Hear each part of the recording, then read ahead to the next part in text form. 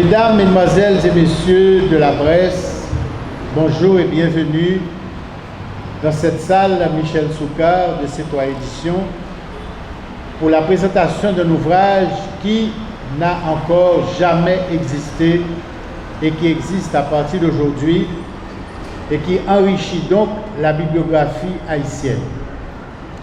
Comme vous le savez, la collection Textes retrouvés, créée depuis mai 2013, a pour objectif de remettre en valeur des études, des textes, des ouvrages sur Haïti qui ont disparu de la circulation depuis longtemps, mais dont la lecture demeure impérative pour tous ceux et toutes celles, haïtiens comme étrangers, qui s'intéressent à notre histoire. Effectivement, l'ouvrage Études historiques de Clément Lanier n'existe nulle part. D'abord, qui est Clément Lanier? Clément Lanier est né en 1879 dans la ville de Saint-Marc, première chose. Il a fait ses études d'abord à Saint-Marc, ensuite au lycée Pétion. Après, il a entamé des études de médecine. Il fut docteur en médecine en 1905. Il fonda à Saint-Marc un collège qui porte son nom. Il fut inspecteur des écoles de sa ville de 1904 à 1914, délégué au congrès d'hygiène mentale à Paris, où il va se perfectionner en tant que médecin, bien sûr, à l'Institut Pasteur. De retour en Haïti, il fut directeur du lycée Sténio-Vincent de Saint-Marc jusqu'en 1942 et ensuite en 1946. Il fut membre fondateur de la Société des Lettres et des Arts, membre de la Société haïtienne d'Histoire et de Géographie, membre de l'Assemblée constituante de 1950, député. Il collabora à plusieurs journaux et revues d'Haïti et de l'étranger, correspondant de l'Académie mexicaine d'Histoire et de Géographie, ainsi que de sociétés savantes de France et des États-Unis, et fut président du comité de l'Alliance française de sa ville, Saint-Marc. Clément Lanier fut donc un médecin et un historien de valeur. Nous allons le voir. Comment l'ai-je découvert? Eh bien, c'est simplement en effectuant des recherches sur d'autres historiens comme lui, qu'en feuilletant des journaux des années 40-50, et j'ai remarqué, au fur et à mesure que je tournais des pages et des pages, revenaient des études signées Dr Clément Lanier. Je les ai notées et j'ai consacré un temps pour les lire complètement. Et en faisant mes recherches, je me suis rendu compte que nulle part il n'est question dans aucune histoire de la littérature haïtienne du nom de ce Saint-Marc. Peut-être cité dans un des manuels, mais vraiment cité. Alors que cet homme, en feuilletant, en lisant, en approfondissant ses recherches, je me suis rendu compte que premièrement, il a été sans doute l'un de nos premiers historiens à se pencher sérieusement sur nos relations d'État à peine nées en 1804 avec, je dirais, des conspirateurs de la zone qui voulaient libérer leur propre peuple, particulièrement de la domination espagnole. Clément Lanier a donc écrit sur la révolte des esclaves à Cuba, ce qu'on appelle la conspiration de José Antonio Aponte en 1812. Et cet Aponte, dans la façon dont il écrit, il rappelle étonnamment Boukman. Il fut comme lui, à Cuba on dit, un prêtre des Cabildos, il fut un franc-maçon, il s'est sérieusement inspiré des méthodes d'organisation qui vont donner naissance à la révolution de Saint-Domingue, parce qu'il fut un grand lecteur de l'histoire récente de la colonie de Saint-Domingue qui allait déboucher sur la fondation d'Haïti. qui s'en est grandement inspiré. Il a tissé des rapports à toutes les sociétés franc-maçonnes de Cuba. Et c'est ainsi donc qu'il a jeté les bases de cette vaste conspiration qui fut, selon Lanier, alimentée par un réseau qui s'étendait jusqu'en Haïti.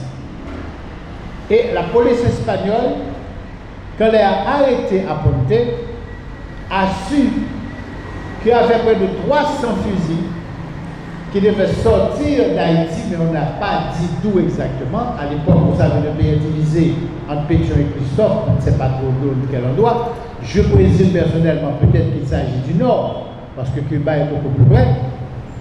En tout cas, cette conspiration d'Aponte va marquer l'histoire cubaine, parce que dans cette conspiration, on trouvera impliqué ce que nous autres nous appelons les affranchis, les esclaves, et même certains éléments des classes possédantes qui étaient contre le système esclavagiste. Et Aponte, maintenant dans l'histoire cubaine, est une figure que l'on considère comme un précurseur de la libération de Cuba. Et je vous avoue que c'est Clément Lanier qui a fait mon éducation là-dessus. Je n'ai jamais lu aucun autre historien haïtien avoir parlé de cette fameuse conspiration à Cuba et de l'aide qu'Haïti devait envoyer de 300 fusils à ces conspirateurs pour la libération de l'esclavage. Maintenant, Aponte avait été capturé, la répression sanglante s'est exercée à travers l'île, mais je le répète, il a laissé un exemple connu qui allait être repris par les futurs émancipateurs de Cuba, en premier lieu José Martí, Antonio Maceo, qui sont des gens que des Haïtiens, pas le gouvernement haïtien, mais des Haïtiens connaissaient et avaient même aidé. Ils avaient d'ailleurs trouvé refuge en Haïti à un certain moment, sauf que le gouvernement de Salomon, pour plaire aux grandes puissances, les avait pourchassés et les avait même menacés de les livrer à la fusillade espagnole. Ils ont dû laisser le pays sous Salomon et revenir à Cuba.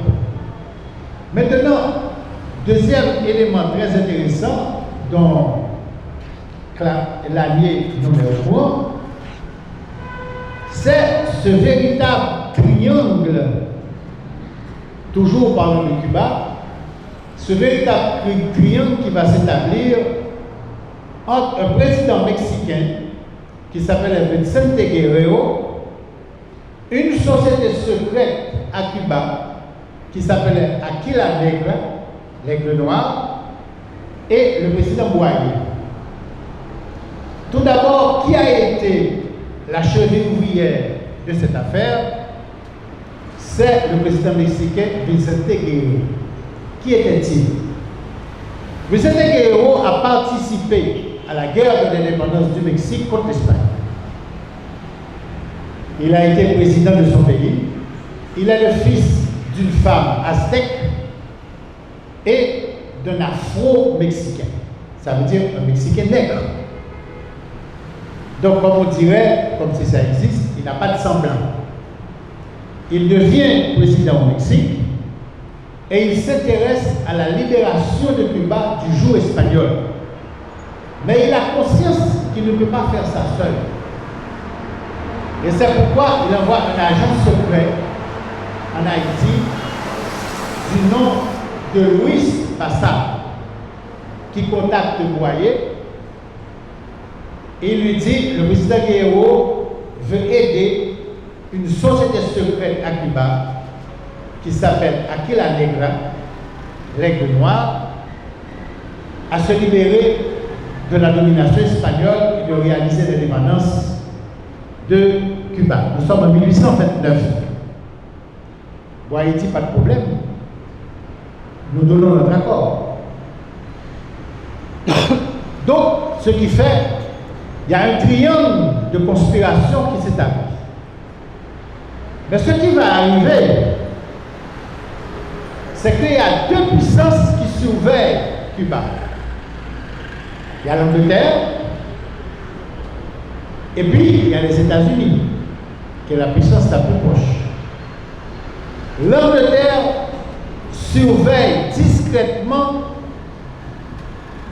les agissements de ce brillant, mais ne décourage pas ni n'encourage. Mais l'autre, les États-Unis, dirigés à l'époque par Andrew Jackson, un massacreur d'Indiens, Andrew Jackson, lui, il est fermement opposé à l'indépendance de Cuba. Andrew Jackson, on le suspecte d'avoir fomenté un complot, une espèce de coup d'État au Mexique, pour empêcher la réalisation de ce projet. C'est ainsi que Vicente Guerrero a été renversé, assassiné, et le projet n'a pas pu être réalisé. Clément Dallier raconte donc cette affaire dans le chapitre Vicente Guerrero et Jean-Pierre Boyer en 1829. Mais bien auparavant, Haïti s'était trouvé mêlé à la vie politique mexicaine. Et le Mexique à l'époque n'était pas encore un territoire libre et indépendant. Nous sommes en 1816, lorsqu'un jeune espagnol du nom de Mina, qui a été élevé selon les idéaux de la Révolution française, et qui trouve que son pays, l'Espagne, est en train de pratiquer une justice criminelle au Mexique, et il décide de se mettre au service de la cause de l'indépendance mexicaine. Mais il a besoin d'hommes, il a besoin de moyens matériels pour ça. Il réunit des hommes, il va en Angleterre, il trouve plus ou moins quelque chose, il traverse aux États-Unis, mais les Américains lui disent: pour que nous puissions nous aider, vous devez d'abord libérer quelque part en Floride pour que nous puissions faire de la contrebande. Il refuse une offre, une condition aussi avilissante. Et puis il se dit: il y a un pays qui a une vocation à la liberté. Et je suis sûr que dans ce pays, on ne va pas me faire des conditions aussi avilissantes, et c'est ainsi qu'il va à Port-au-Prince. Quand il arrive à Port-au-Prince, nous sommes en 1816, c'est à la même époque où Pétion accueille Bolivar et aide Bolivar, et Mina est accueillie par Pétion. Tout comme Bolivar, Mina va recevoir bateaux, marins, munitions, etc. Et je me souviens, il y a une étude aussi que l'historien Placide David avait consacrée à cet épisode de notre histoire. Placide David, dans cette étude, avait une description magnifique. Il dit: j'imagine à Port-au-Prince, sous un amandier, Pétion, Bolivar, Mina et Biovaren, qui était le révolutionnaire français, qui était venu prendre l'asile ici, pour dire que définitivement, ce pays avait été la capitale de la révolution, exactement le rôle qu'allait jouer Cuba en 1959-1960. Donc effectivement, ces gens se sont rencontrés, c'est vrai. Et à ce moment-là, avec de l'argent obtenu de Pétion, Mina allait soudoyer même des marins français qui étaient venus ici à bord de bateaux, venant faire pression sur le gouvernement haïtien pour cette histoire d'aide d'indépendance. Ces marins vont laisser les bateaux du gouvernement français pour traverser dans les bateaux de Mina. Le commandant français va porter plainte au gouvernement haïtien qu'il ne va pas trop s'en occuper. Et c'est ainsi que Mina va pouvoir partir de Port-au-Prince, aller vers le Mexique pour déclencher son combat, qu'il va d'ailleurs malheureusement perdre. Après quelques succès, il sera arrêté et bien sûr fusillé. Mais il y a un autre personnage dont en Haïti on ignore tout. Tout, absolument tout. Et que Clément Lanier nous révèle. Ce personnage est un Argentin. président de son pays, pendant la période 1926-1927, ce personnage s'appelle Bernardo Rivadavia. Bernardo Rivadavia, président d'Argentine, quand Bolivar vient avec le projet du Congrès de Panama, Bolivar avec son projet de faire des États-Unis d'Amérique du Sud sur la base de l'origine ethnique espagnole, Rivadavia n'est pas d'accord. Rivadavia a dit, la première chose qu'ils nous font faire, c'est un congrès avec les pays libres de ce continent, avec les pays européens qui veulent y participer. Et le premier point de ce congrès que nous devons défendre, c'est l'indépendance d'Haïti. Empêcher à la France d'attaquer Haïti. Voici ce que nous devons faire. Et ce congrès, je propose qu'il ait lieu à Washington. Bien sûr, comprenez bien qu'en mettant une idée pareille, c'était une idée révolutionnaire. La France à l'époque qui exerce des pressions énormes, les États-Unis qui considèrent Haïti comme république nègre, mauvais exemple. Même Bolivar qui est gêné pour éviter Haïti au Congrès de Panama à cause des pressions américaines. Mais Rivadavia insiste. Il dit si nous ne sommes pas capables de faire ça, eh bien, nous sommes foutus. Naturellement, ce congrès n'aura jamais lieu. Les Américains s'y sont opposés. Les Français ont le côté. Bolivar lui-même ne s'y reconnaîtra pas. Mais Rivadavia dira si nous ne sommes pas capables de défendre l'indépendance haïtienne, eh bien, demain, nous aussi, nous serons les victimes. Donc, cet homme qui s'appelle Bernardo Rivadavia, je suis sûr que la plupart de vous ici, vous n'avez jamais entendu ce nom. Eh bien, cet homme, selon Lanier, il mérite d'être reconnu des jeunes haïtiens parce qu'il a été l'un des rares, en 1926-1927, à faire de l'indépendance haïtienne un fait qui ne peut pas être négocié. Un fait qu'on ne peut pas défaire. Clément Lanier a été de son temps très connu aussi pour avoir publié pour la première fois, l'étude sans doute la plus remarquable sur la participation des nègres de ces domaines à l'indépendance américaine.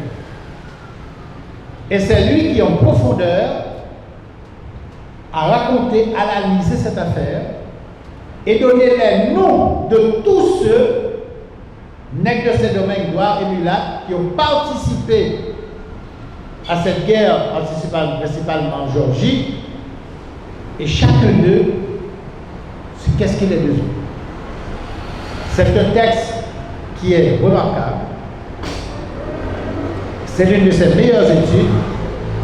Et je pense qu'avec lui, ce débat, réellement, je ne dis pas qu'il est clos, mais il est vraiment bien posé, bien éclairant. Autre chose que je voulais vous parler, c'est que bien souvent, on se disait, mais ces messieurs qui ont dirigé la révolution de Saint-Domingue, ces messieurs qui ont été les premiers cadres de ce qui sera l'administration publique haïtienne, où ont-ils été formés? Qui les a formés? Et il y a un aspect de l'œuvre de Clément Lanier qu'il ne faut pas sous-estimer, qu'il faut connaître. Clément Lanier est un historien des congrégations catholiques de leur implantation en Amérique latine. C'est aussi un historien de l'émigration juive en Haïti.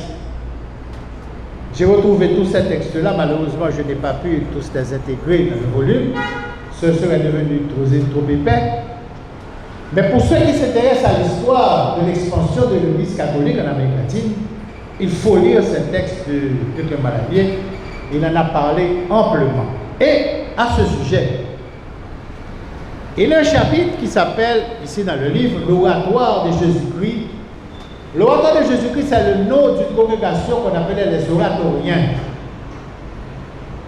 qui en France faisait l'éducation des enfants, des familles plus ou moins aisées.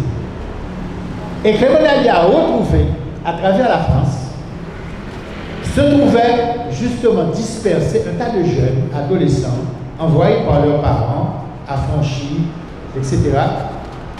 Et c'est là que ces messieurs ont été formés.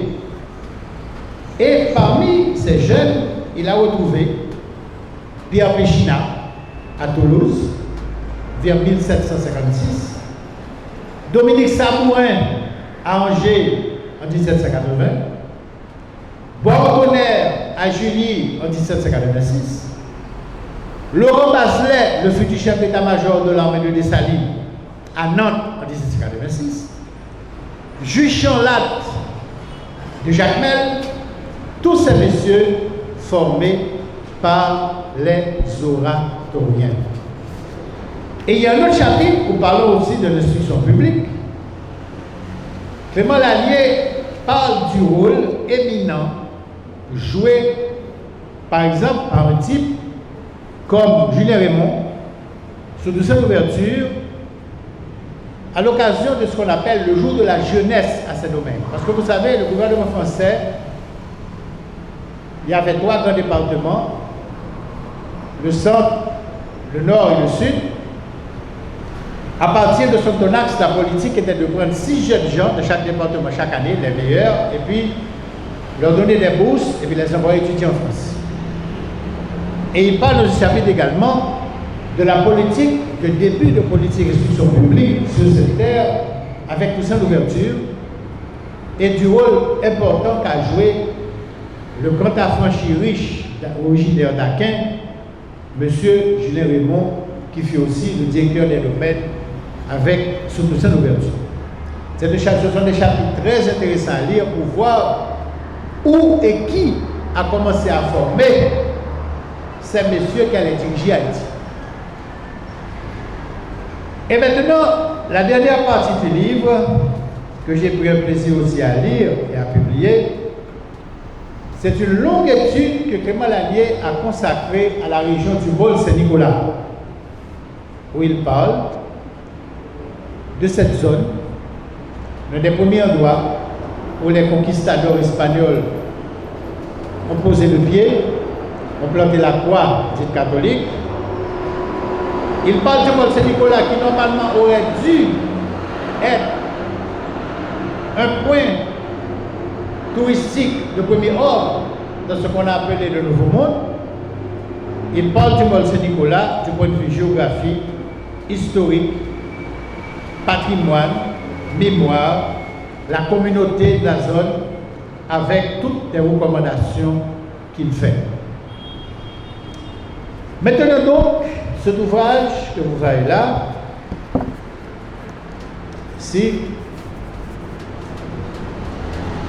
je pense, et je suis sûr, que c'est la première fois que dans la bibliographie haïtienne, que cet ouvrage paraît ainsi que ce nom-là.